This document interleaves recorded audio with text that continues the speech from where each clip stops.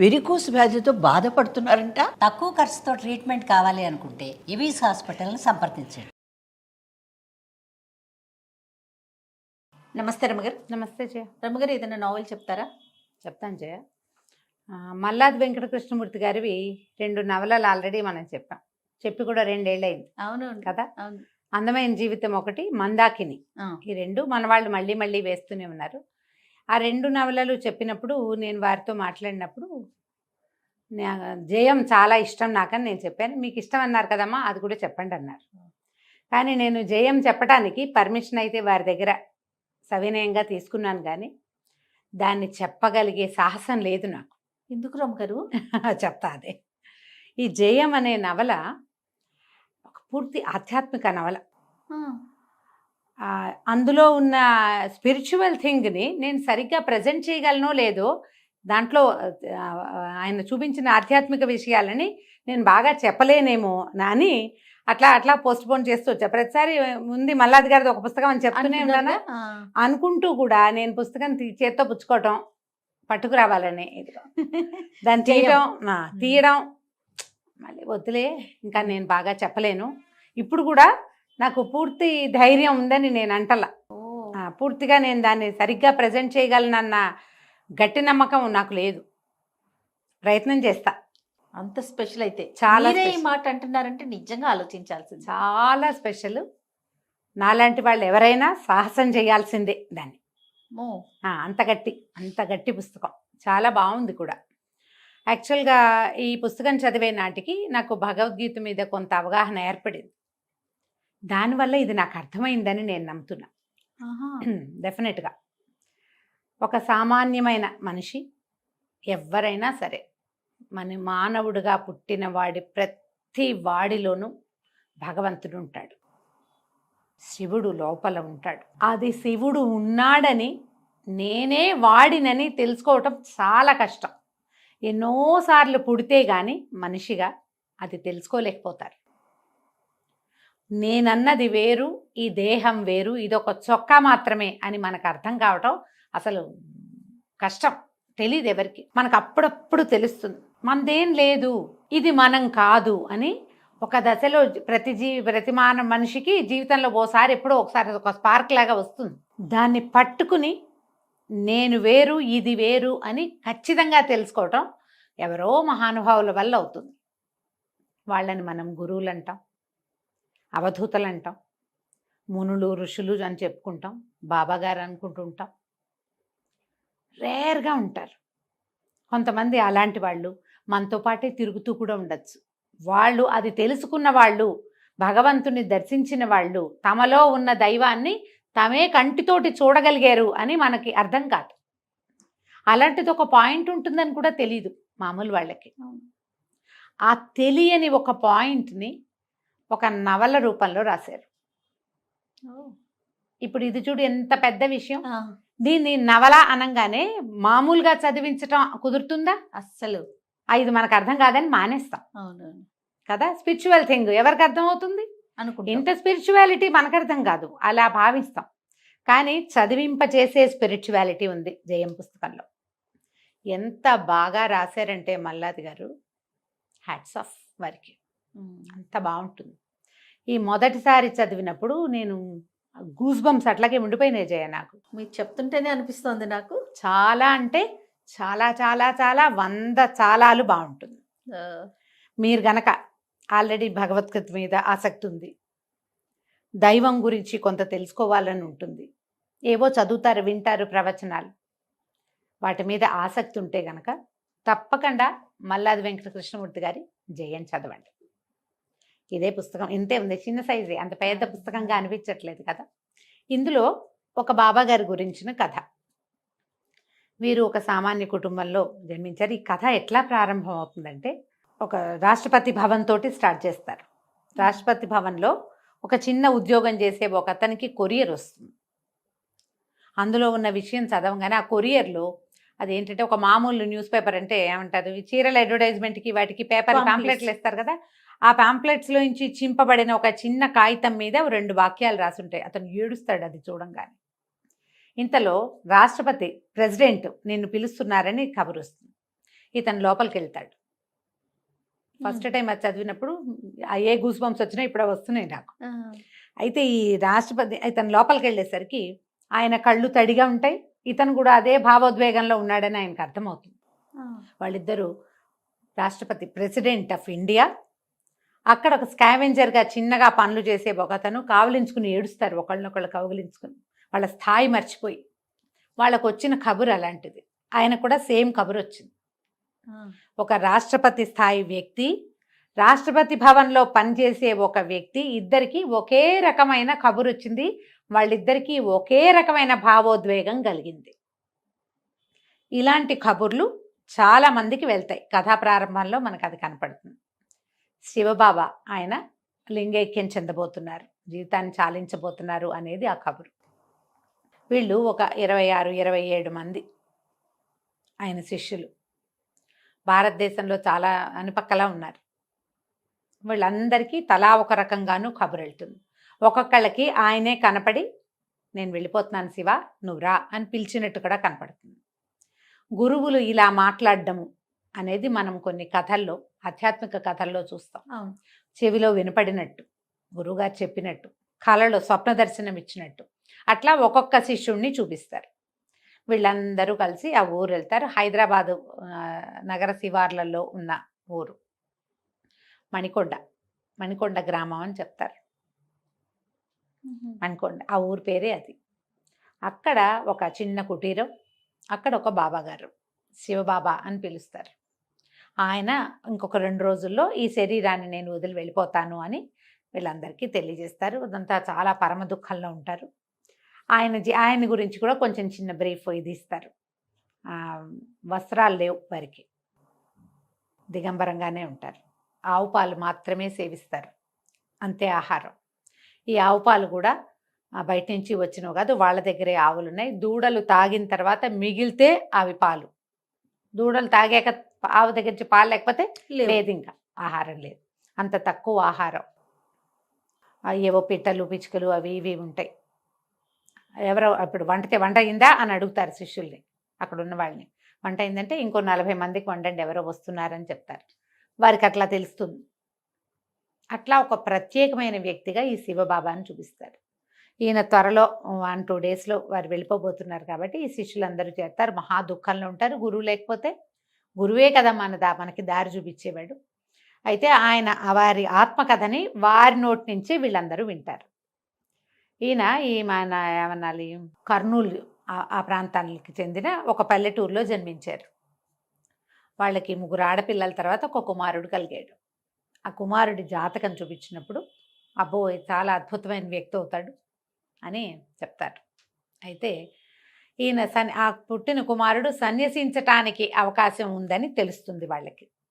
ఆ ఇంట్లో ఒకప్పుడు 2 తరాల ముందు ఈయన ముత్తాత గారి కాలంలో ఒక సన్యాసి వాళ్ళ ఇంట్లో భోజనం చేయడానికి వచ్చాడు.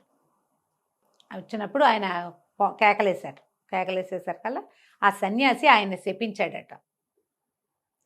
నేను గనక వస్త్రాలతోటే సన్యాసిని అయితే సరే, కాదు నిజంగానే నేను సన్యాసిని అయితే నీ ఇంట ప్రతి తరంలోనూ ఒక సన్యాసి ఉంటాడు అని. అట్లా వాళ్ళ ఇంట్లో ప్రతి తరంలోనూ సన్యాసం తీసుకునే వాళ్ళు ఉన్నారు. ఇప్పుడు ఏ కుర్రవాడైతే జన్మించాడని చెప్తున్నామో అతని బాబాయ్ కూడా ఆల్రెడీ సన్యాసం తీసుకున్నారు. వాళ్ళ ఇంట్లో పుట్టాడు ఈయన. అతని జాతకం చూసిన ఆ జ్యోతిష్యకర్త గారు, ఆయన జ్యోతిష్యులు మునిరత్నం అని పేరు పెట్టారు. ఈయన అద్భుతమైన వాడు, యోగి, ఇక్కడ జన్మించాడు అని చెప్పి నన్ను కరుణించమని పసిపిల్లవాడి కాళ్ళని ఎత్తి మీద పెట్టుకున్నాడట ఆయన. ఆ కథలో అట్లా రాస్తారు. క్రమంగా పెద్దవాడు అవుతారు. ఈ లోపల రమణాశ్రమానికి వెళ్తారు ఒకసారి వీళ్ళు. పిల్లవాడు చిన్నప్పుడే అన్నప్రాసన చేయడానికి వెళ్తే అక్కడ ఈ కథలో మనకి భగవాన్ రమణులు వారిని గురించిన ప్రస్తావన ఉంటుంది. వారివి కొన్ని వాక్యాలు కొన్ని ఉటంకిస్తూ ఉంటారు అక్కడక్కడ. అప్పుడే భగవాన్ రమణులని, వారికి వెంకట్రామన్కి రమణులని పేరు ఇచ్చినటువంటి కావ్యకంఠ వాసిష్ఠ గణపతి వారు కూడా కనపడతారు ఈ కథలో. ఆయన ఈ పిల్లవాడి జాతకం చూసి ఇతడు సన్యాసి అవ్వటానికి అవకాశం ఉంది అని ఒక హింట్ ఇస్తారు. కాకపోతే తల్లి బాధపడుతుంది, మూడోసారి ఒక్క కుమారుడని కొంచెం మాట మారుస్తారు, కానీ చెప్పకనే చెప్తారు. అయితే ఈవిడేం చేస్తుందంటే పిల్లలందరికీ శ్లోకాలు స్తోత్రాలు అవి ఇవి నేర్పించి బ్రాహ్మణ కుటుంబం కాబట్టి కుర్రాడికి మాత్రం ఏం చెప్పరు. ఇంగ్లీష్ చదువు స్కూళ్ళల్లో వాటిల్లో ప్రవేశపెడతారు. ఏం పెద్ద ఆసక్తిగా ఉన్నట్టు ఉండు. 15-16 సంవత్సరాలు వచ్చాక వివాహం చేద్దామని కూడా ఆ కాలంలో అట్లా చేసేవాళ్ళు కదా. అక్కయ్య కూతుర్ని ఇచ్చి పెళ్లి చేద్దాం అనుకుంటారు. అయితే వీళ్ళ పెద్ద బావ తమ్ముడు ఒక క్యారెక్టర్ని పరిచయం చేస్తారు. అతనితో కలిసి ఆయన దీనికి వెళ్ళారట, చిన్న ఏమంటారు మన తీర్థయాత్ర లాగా చుట్టుపక్కల దేవాలయాలు అవి చూడడానికి వెళ్ళినప్పుడు 2-3 దేవాలయాల్లో భోజనాలు పెడితే ఆహారం దొరికేది కదా. ఇప్పుడు మనకు కూడా మనం కొన్ని చోట్లకి వెళ్తే అక్కడ చక్కగా భోజనం పెట్టేస్తారు. భోజనం బాగుంది లేదు అలా ఆలోచించుకునే ఏజే. అయితే వీళ్ళు అలా తిరిగి వెళ్తూ కొల్లూరు మూకాంబిక అమ్మవారి దేవాలయంలోకి వెళ్తారు. అంతకుముందే ఈయన వాళ్ళ అమ్మగారి దగ్గర దేవి అపరాధ స్తోత్రం నేర్చుకుంటాడు. స్కూల్లో ఒక పోటీ ఉందండి. దేవి అపరాధ స్తోత్రం చక్కగా నోటికి వచ్చి ఉంటుంది. ఇంకా కొన్ని స్తోత్రాలు వచ్చు, స్కూల్ కోసం నేర్చుకున్నదే. నిజానికి వాళ్ళ అమ్మగారు ఈ పిల్లవాడిని దేవాలయాలకి తిప్పటాలు అవి ఏం పెద్దగా చేయలే. ఆ భయంతో క్రమంగా ఆవిడకి ఆ భయం కూడా పోయింది. కానీ కొల్లూరు మూకాంబిక దేవాలయంలోకి వెళ్ళేసరికి ఆ అమ్మవారిని చూసేసరికి ఇతను మైమర్చిపోయి అక్కడ ఈ దేవి అపరాధ స్తోత్రం చదివి గుళ్ళోంచి బయటికి రావాలనిపించింది. ఆమెలో ఉండిపోవాలి, అక్కడే ఉండిపోవాలి, గుళ్ళోనే ఏడ్చేస్తారు విపరీతంగా. ఈ తీసుకెళ్ళిన వీళ్ళ బావగారు తమ్ముడు తీసుకెళ్ళాడు కదా, అతనికి ఏం చేయాలో తెలియదు, ఈయన ఎట్లా బయటికి తేవాలో అర్థం కాదు. ఒక రోజున్నరలో అతను ఎంత మారిపోతాడంటే ఆహారం అవసరం. అంతకుముందు పచ్చడి బాగలేదు, కూర బాగలేదు లాంటి ఆలోచనలు ఉన్న యువకుడు, ఈ 16-17 ఏళ్ళ అబ్బాయి ఒక్క పూటలో ఒక్క దర్శన మాత్రంతో చేంజ్ వచ్చేస్తుంది. ఇంటికి తీసుకొచ్చాక అబ్బాయి ఇట్లా చేశాడని గుళ్ళో చెప్తారు. చెప్తే వాళ్ళ అమ్మ నాన్న ఏమిట్రా అలా ఎందుకురా, ఏమిట్రా నాయన అంటే, నాకు రాబుద్ధి కాలేదు, అక్కడే ఉండాలనిపించింది, నాకు ఎందుకో అలా అనిపించింది, ఆమెను వదిలిపెట్టి రావాలని నాకు అనిపించలే అనేసరికి వీళ్ళకి భయం వస్తుంది.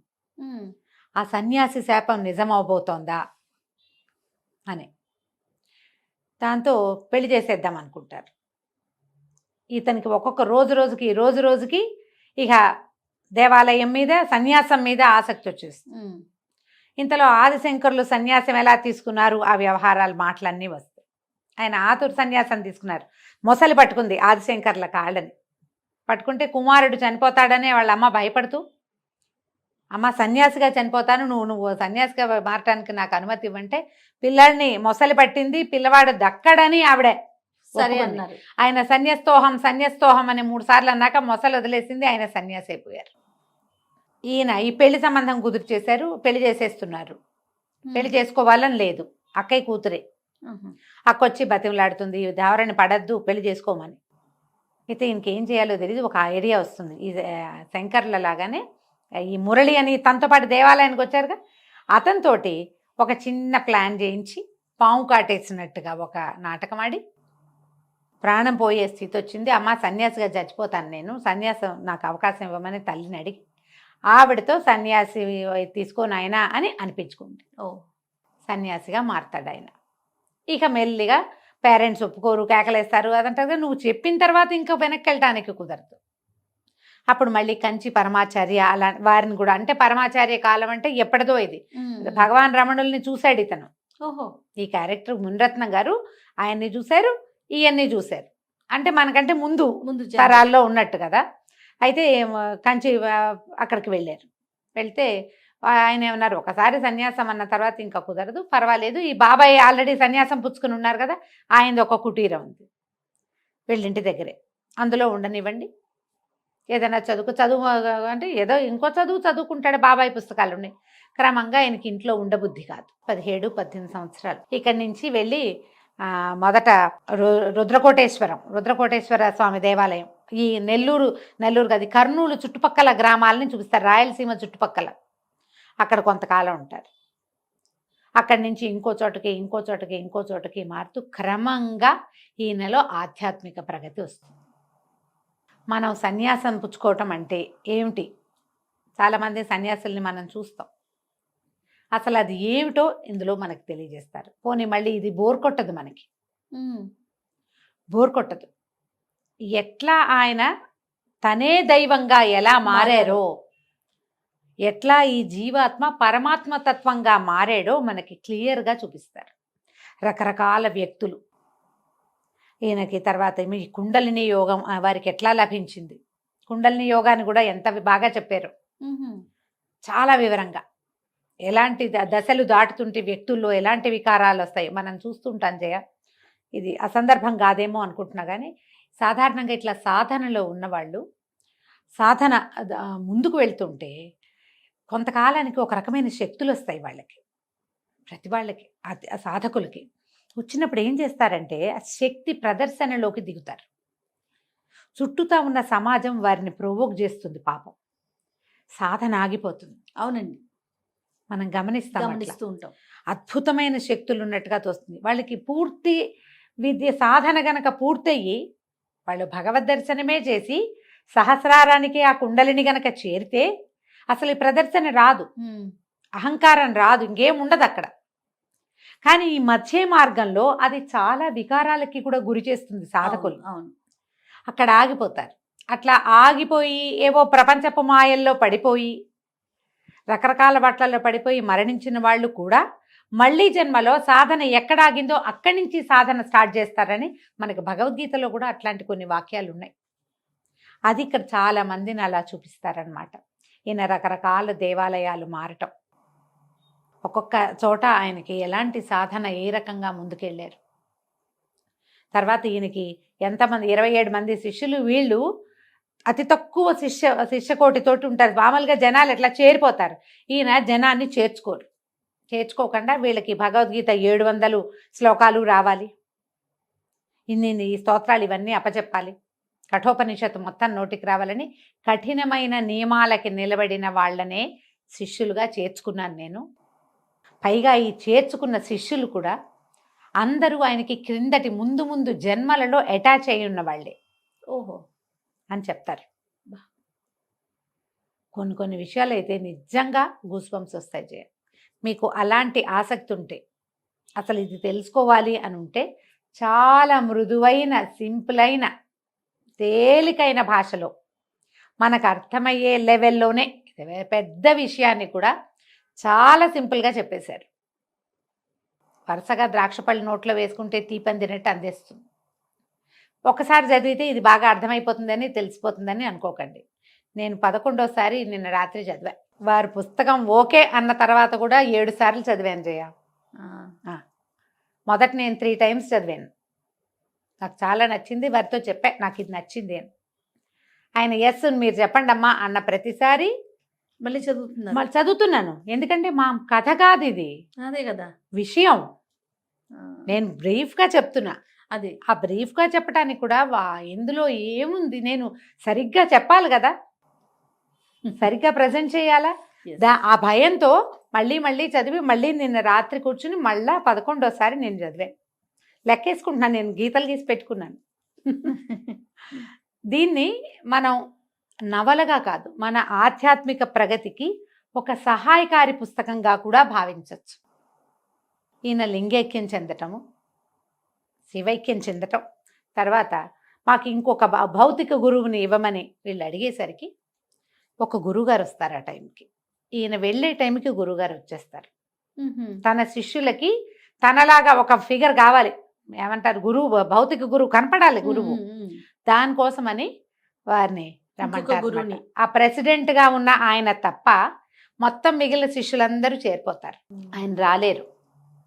అయితే ఆయనకి, ఆ ప్రెసిడెంట్గా ఉన్న ఆయనకి, ఈయన వెళ్ళి అక్కడ ఆయనతోటి కాసేపు మాట్లాడి ఆయన్ని సమాధానపరుస్తారు. మనకు అది చూపిస్తారు. ఈ గురువుల్లో మనకి ఆధ్యాత్మిక ప్రగతి సాధించిన వాళ్ళు ఒకే సమయంలో 3-4 చోట్ల ఉండగలరు. కొంతమంది గురువుగారుల గురించి మనం వింటాం, అది చూపిస్తారనమాట. ఆయనతో మాట్లాడి నువ్వు ఇంకా ముందుకెళ్తావు, నువ్వు ఫలానాది చెయ్యి. ప్రతి వాళ్ళకి వాళ్ళు మోక్ష సాధనకే ప్రతి జీవుడు ప్రయత్నిస్తాడు. అది అర్థమయ్యే పుటకొస్తుంది, అర్థం కాని పుటకొస్తుంది. మనం ఎట్లా పుడతామో తెలియదు కదా. మనం అర్థమయ్యే సమాజం, అర్థం చేసుకోగలిగే సమాజం, అర్థం చేసుకోగలిగే పరిస్థితులు అవి ఉన్న చోట మనం పుట్టేమనుకో కొంత తెలుస్తూ ఉంటుంది. ఆ సమాజంలో పుట్టినా కూడా మనం జడంగానే ఉండేవాళ్ళు కనపడతారు కదా. పద్ధతులు, తీర్లు, తెన్నులు పాటించరు, విధానాన్ని పాటించరు, భగవంతుణ్ణి ప్రశ్నిస్తారు, మోక్షం అనేది లేదనుకుంటారు, పునర్జన్మని నమ్మరు. ఇప్పుడు ఉన్నారు కదా ఎథిస్ట్ అంటారు. ఈ ఎథిస్టిక్గా ఉండడం ఉంది కదా, అది సమాజాన్ని పట్ల ఏం లేదు, వాళ్ళ తాలూకు జన్మే వాళ్ళు ఎంత ముందుకెళ్ళారు అనే దాన్ని బట్టి. రుణానుబంధాలు ఉంచుకోకూడదు అనేది కూడా చెప్తుంది పుస్తకం. రుణాలు పెంచుకోకూడదు. ఎంత బ్యూటిఫుల్గా చెప్తారంటే కొన్ని విషయాలు అయితే సింపుల్గానే, చాలా పెద్ద మ్యాటర్. నువ్వు ప్రతిసారి అడుగుతావు, నువ్వు మామూలుగానే ఉండి మీరు ఇలాంటి విషయాలు ఎలా మాట్లాడతారు అని. దానికి ఈ పుస్తకం చాలా సహాయం చేస్తుంది చేయ. ఇదొకటే కాదు, ఇలాంటివి చాలా పుస్తకాలు, అందులో ఇదొకటి. నేను కూడా చాలా పెద్ద స్పిరిచువల్ థింగ్ని చదివితే అయోమయంగా అయిపోతాను నేను. అర్థం కాదు, మనకి సులువుగా ఉండే భాష కావాలి కదా. ఆ సులువైన భాషలో ఈ బుక్ నన్ను ముందుకు తీసుకెళ్ళింది.